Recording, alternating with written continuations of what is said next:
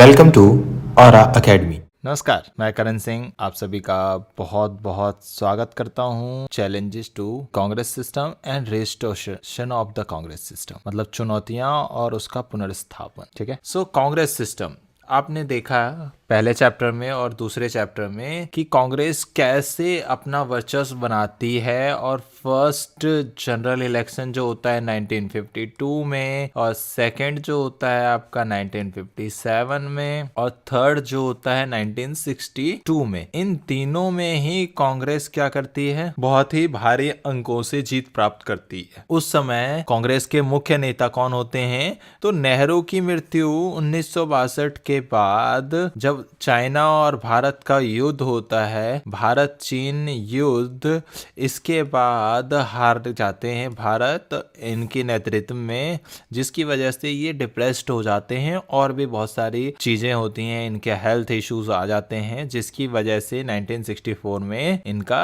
देहांत हो जाता। तो 1964 से लेकर कांग्रेस में क्या क्या चुनौतियां आई, कांग्रेस कैसे एस्टेब्लिश हुआ, उन सारी चीजों की बात हम इस चैप्टर में करने वाले। कांग्रेस को विपक्ष का कैसे चुनौती मिला, विपक्ष का सामना कैसे करना पड़ा, प्लस कांग्रेस में बड़े बड़े नेताओं का देहांत हो गया, जिसके बाद जो कांग्रेस दो भागों में टूट जाते हैं, उन सभी बातों की चर्चा हम इस चैप्टर में करने वाले। उत्तराधिकारी की चुनौती, जब इनका देहांत 1964 में 1964 में हो जाता है, तो उसके बाद आखिर कौन होगा जो नेहरू की जगह लेगा, who will be the person to join as a prime minister after Jawaharlal Nehru. इनके बाद आखिर कौन होगा वो इंसान जो प्रधानमंत्री बनेगा, इस बात की टेंशन होती है। जो अब देखो जवाहरलाल नेहरू के बारे में देख लेते हैं जरा।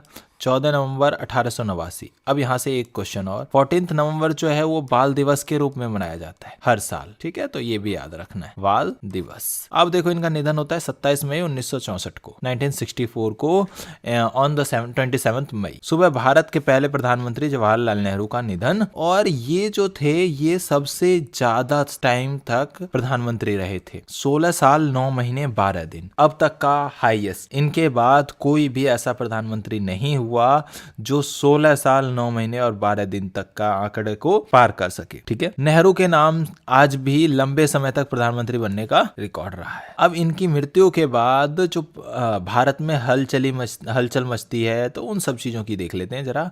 हम बाहर से, मतलब बाहर के जो लोग थे, दूसरी दुनिया के लोग, उन लोगों ने सोचा, देखो क्या था, भारत जब आजाद हुआ उसी समय बहुत सारे अफ्रीकन कंट्रीज भी, अफ्रीकी देश भी आजाद हुए थे, और उन सब ने भी क्या अपनाया था, डेमोक्रेसी अपनाया। क्या अपनाया था, लोकतंत्र अपनाया। अब इस लोकतंत्र को तो अपना लिया था, लेकिन वो सस्टेन नहीं कर पाते, सक्सेसफुल नहीं हो पाते हैं इस लोकतंत्र को बचाने में, जिसकी वजह से भारत में जब पंडित जवाहरलाल नेहरू का देहांत होता है तो ये सवाल जोरों से उठ जाता है। और जो बाहर के लोग हैं, मैंने यहाँ पे लिखा है हम बाहर से हैं, बाहर से हैं का मतलब दूसरे देश के लोग हैं। नेहरू की मृत्यु हो गई भारत में, तो क्या लगता है वहाँ लोकतंत्र रह पाएगा, या हम अफ्रीकी देशों जैसी भारत की हालत हो जाएगी।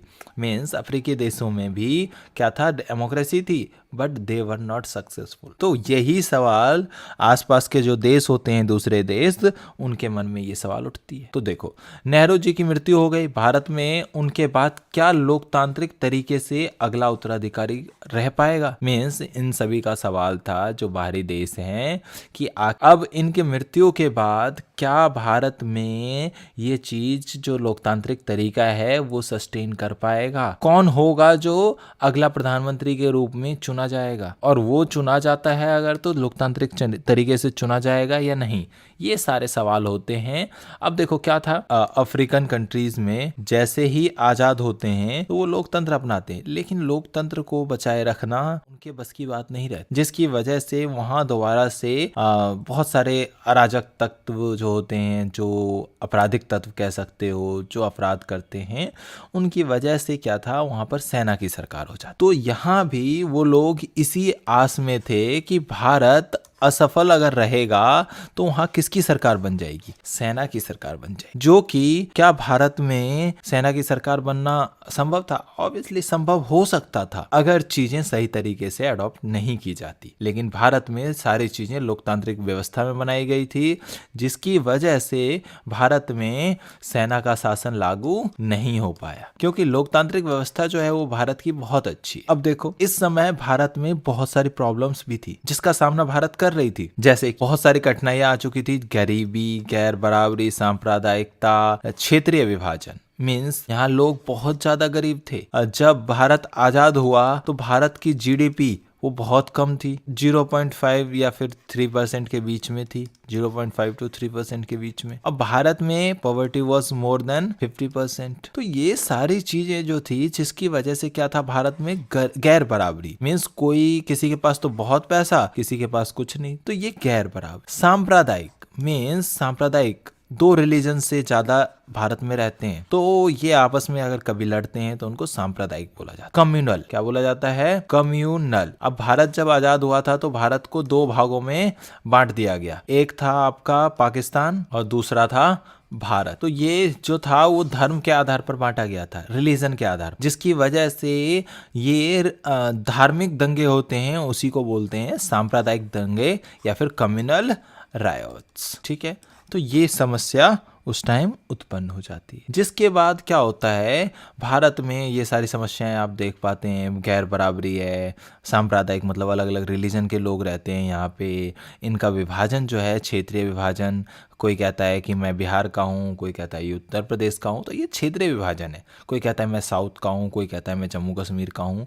अगर हो, उससे पहले आप भारतीय हो तो भारत का होना भी बहुत जरूरी। तो क्षेत्रीय विभाजन भी बहुत ज्यादा जोरों से उस टाइम था। तो तभी एक बहुत ही बहादुर इंसान लाल बहादुर शास्त्री सामने आते हैं। आप सभी बाहर के लोग, मतलब इन्होंने आश्वासन दिया कि जो भी बाहर के लोग हैं वो हमारे लिए, मतलब ये एक स्टोरी के टाइप में मैं बना के आपको सुना रहा हूँ ये चैप्टर, बट ऐसा था कि लाल बहादुर शास्त्री अगले प्रधानमंत्री के रूप में चुने जाते हैं और वही एक हमारे एग्जाम्पल मिलते हैं। तो क्या होता है, हमारे बारे में इतना सोचने के लिए आपका आभार, लेकिन मैं हूँ जिंदा, मैं बनूंगा प्रधानमंत्री। अब ये क्यों है उस टाइम विकल्प? इसलिए कि जब PTJLN पंडित जवाहरलाल नेहरू की मृत्यु जब होने वाली होती है, उससे पहले पंडित जवाहरलाल नेहरू के साथ बहुत सारे जो डॉक्यूमेंट्स होते हैं वो सारा काम कौन संभाल रहे थे? लाल बहादुर शास्त्री। ठीक है, जिसकी वजह से के कामराज, ये आप देख रहे हैं के कौन है? के कामराज हैं, और ये PTJLN है, पंडित जवाहरलाल नेहरू, और ये लाल बहादुर शास्त्री। के कामराज थे अध्यक्ष। कौन थे के कामराज? अध्यक्ष। अब ये अध्यक्ष किस चीज के थे? कांग्रेस अध्यक्ष। ठीक है, और पंडित जवाहरलाल नेहरू आप देख पा रहे होगे, पहचान नहीं पा रहे होगे, क्योंकि ये इनका अंतिम दिनों का फोटो है, जब वो थोड़े से चेंज हो चुके थे, इनकी तबीयत ठीक नहीं रह रही थी, तब की फोटो है। तो के कामराज ने अगले प्रधानमंत्री के रूप में किसको चुना? लाल बहादुर शास्त्री को। मैं के कामराज, कांग्रेस का अध्यक्ष, अगले प्रधानमंत्री के रूप में लाल बहादुर शास्त्री जी को चुनते हैं। अब इसमें क्या होता था, ये मंत्रिमंडल कमेटी बैठती है, Congress working committee, CWC, Congress working committee. तो इसी कमेटी में क्या होता है, ये लोग डिसाइड करते हैं कि अगले प्रधानमंत्री किसको चुनेंगे। तो के कामराज द्वारा सभी लोगों से, सभी मेंबर्स से विचार विमर्श करने के बाद फाइनली लाल बहादुर शास्त्री को एज अ प्राइम मिनिस्टर चुना जाता है। अब देखो, इसके साथ साथ कौन कौन ऑप्शंस थे। लाल बहादुर शास्त्री के अलावा आपके देखो नाम बता देते हैं जरा, मोरारजी देसाई, एक ये भी एग्जाम्पल, मतलब ऑप्शन थे, प्लस ये भी बहुत एज्ड थे और एक्सपीरियंस काफी ज्यादा था, और साथ में इंदिरा गांधी। तो इन तीनों की लड़ाई में जो जीतते हैं वो कौन है? हमारे लाल बहादुर शास्त्री जी। इन्होंने ही जय जवान जय किसान का नारा दिया। ये दूसरे प्रधानमंत्री के रूप में 1930 में इनका जन्म होता है, 1904 में इनका जन्म होता है, और 1930 में ये एक स्वतंत्रता आंदोलन में भागीदार होते हैं। उत्तर प्रदेश मंत्रिमंडल में मंत्री रहे थे, कांग्रेस पार्टी के महासचिव का पदभार संभाला था, केंद्रीय मंत्रिमंडल में मंत्री पद पर रह चुके थे। इसी दौरान रेल दुर्घटना अगर होता है वहाँ पे, तो जिसकी जिम्मेदारी लेकर उन्होंने रेल मंत्री के पद से इस्तीफा दे दिया था, बिना कुछ कहे, किसी की अपोजिशन के बिना इन्होंने डायरेक्ट क्या ले लिया? इस्तीफा ले लिया। अब देखो जय जवान जय किसान नारा क्यों दिया? जब ये 1964 में, कब बनते हैं प्रधानमंत्री? 1964 में। जब 1964 में प्राइम मिनिस्टर बनते हैं तो उसके बाद 1965 में एक और वॉर होता है। क्या होता है? वॉर, इंडिया और Pakistan war, India versus Pakistan. ये मैच नहीं है, ये वॉर है। तो मैच भी मान लो, जिसमें हमेशा कौन जीतता है? इंडिया। तो जय जवान जय किसान का नारा इस टाइम इन्होंने ही दिया था, क्योंकि किसानों को भी प्रोत्साहित करना था और जवानों को भी। किसानों को इसलिए प्रोत्साहित करना था क्योंकि उन दिनों जो किसान थे उनका सूखा का सामना करना पड़ रहा था। उन दिनों क्या हुआ था? सूखा पड़ गया, जिसकी वजह से फसल बहुत अच्छी नहीं हुई थी। तो इन्होंने बोला कि जय जवान जय किसान दोनों को ही प्रोत्साहित करने की जरूरत थी। लाल बहादुर शास्त्री जी की देहांत हो जाता है। कब होता है देहांत? शास्त्री जी रहे ना ही पंडित जी। तो देखो इनका देहांत होता है 1966 में। 1965 के वॉर के बाद 1966 में जब ये ताशकंद समझौता, अब ये ताशकंद कहाँ है? उज्बेकिस्तान में है। और उस समय ये किसका हिस्सा था? यूएसएसआर का हिस्सा था। तो यहाँ पे जब उन्होंने हस्ताक्षर कर दिया ताशकंद समझौते पर, उसके बाद ही इनका क्या हो जाता है? देहांत हो जाता है। अब उस देहांत का राज आज तक नहीं पता चल पाया। तो इनकी मृत्यु कब हो जाती है? 1966 में। तो देखो अब एक और चीज बता देते हैं। 1952, 1957, 1962। तो अगला इलेक्शन कब होना था? 1967। अब 66 का टाइम है। उस 66 में, 1966 में हम किसको खो चुके हैं? लाल बहादुर शास्त्री जी को हम खो चुके हैं। इनका देहांत हो चुका है। अब क्या था? तो के कामराज और उनके जो साथी थे उन सभी के बीच असमंजस होता है कि हमारे बीच हमारे दो प्रधानमंत्री नहीं रहे जो बहुत लोकप्रिय हुआ करते थे। अब इन दोनों प्रधानमंत्री के चले जाने के बाद ये सबसे बड़ी समस्या हो गई कि अगले प्रधानमंत्री कौन बनेंगे। कांग्रेस वर्किंग कमेटी के पास दो ऑप्शंस थे। तीन पहले थे, तो उनमें से एक चले गए, तो कितने बचे? दो। इन दोनों में अब असमंजस है कि किसे प्रधानमंत्री बनाया जाए। तो इनके पास एक्सपीरियंस बहुत था, इनके पास एक्सपीरियंस नहीं था, लेकिन ये बहुत ही अच्छे गद्दावर नेता के रूप में उभरी। तो देखो अगर अब इनका के कामराज कौन है? ये के कामराज के जुवानी है। इनके मन की बात कर लेते हैं जरा। तो अगर मैं मोरारजी देसाई की बात करूं तो ये कहते हैं कि अगर मोरारजी देसाई की बात करूं, मैं कंपैरिजन करना पड़ेगा मुझे, दोनों में से किसको मैं प्रधानमंत्री के रूप में चुनूं, हमारी वर्किंग कमेटी किसको प्रधानमंत्री रूप के चुने। तो उसके लिए इन्होंने बोला कि मोरारजी देसाई है कौन? तो बम्बई के मुख्यमंत्री रह चुके हैं, बॉम्बे जो था, मंत्री पद पर केंद्र में भी काम कर चुके हैं और अनुभव से क्या है? परिपूर्ण। तो ये अनुभव के मामले में बहुत ज़्यादा आगे थे इंदिरा गांधी से। अब देखो, अब इन्होंने कहा कि अगर मैं इंदिरा गांधी की बात करूं तो वह कांग्रेस के अध्यक्ष पद पर तथा शास्त्री जी के समय क्या थी? सूचना मंत्रालय की मंत्री के पद पर रह चुकी थी। अब इसके बाद इन्होंने क्या किया? इंदिरा गांधी को प्रधानमंत्री चुनने के लिए सहमत हो। तो हमने इंदिरा गांधी को प्रधानमंत्री बनाने का सोचा, परंतु सर्वसहमति नहीं बन पाई, इसलिए गुप्त मतदान करवाया और 2/3 से अधिक इंदिरा गांधी को बहुमत मिल जाता है। मतलब अगर 3 वोट लोग दे रहे थे तो जिसमें से 2 वोट किसको गए? इंदिरा गांधी को, और 1 वोट अलग जो भी था इनको हटाने के लिए। तो फाइनली इनको प्रधानमंत्री बना दिया जाता है। किसके द्वारा? ये कौन है? Doctor Radha Krishnan. Who was doctor Radha Krishnan? इनके ही जन्मदिन पर हम क्या मनाते हैं? शिक्षक दिवस। तो ये इन्होंने अपने प्रधानमंत्री के पद पर रहते हुए इनको प्रधानमंत्री की शपथ दिलाई। अब इंदिरा गांधी कौन है जरा बात कर लेते हैं इनकी। इंदिरा गांधी का जन्म 1917 में हुआ था और 1984 में इनका देहांत हो जाता है। 1966 से 77 तक कितने साल? लगभग 11 साल तक। फिर 1990 से लेकर 84 तक। तो इस बीच ये क्या करते हैं? इलेक्शन हार जाते हैं। फिर से देखो इलेक्शन 1952, 1957, 5 साल का गैप है, याद रखना। तो 1962, 1967 और अगला क्या होगा? 1907 5 बार है 72। तो ठीक है, देखो 1966 के बाद कितना था? 67। तो ये होता है इलेक्शन, तथा 1977 तक, फिर 1980 से 1984 तक भारत की प्रधानमंत्री रहती हैं।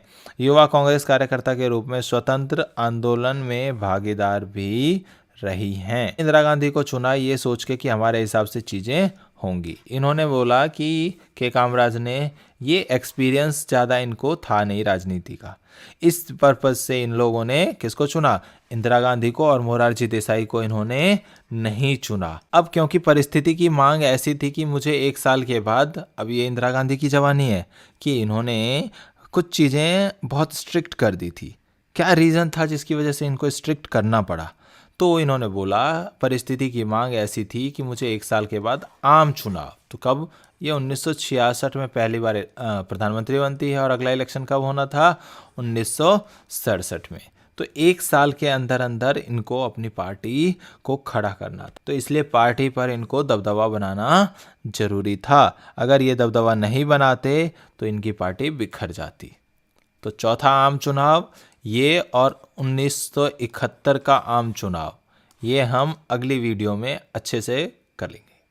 ठीक है, तो आज आपके सामने आंसर की आ जाएगी, अभी 1-2 घंटे में आंसर की मैं अपलोड कर दूंगा, जो प्री बोर्ड हुआ है, तो उससे आप पढ़ सकते हैं। ठीक है, ओके।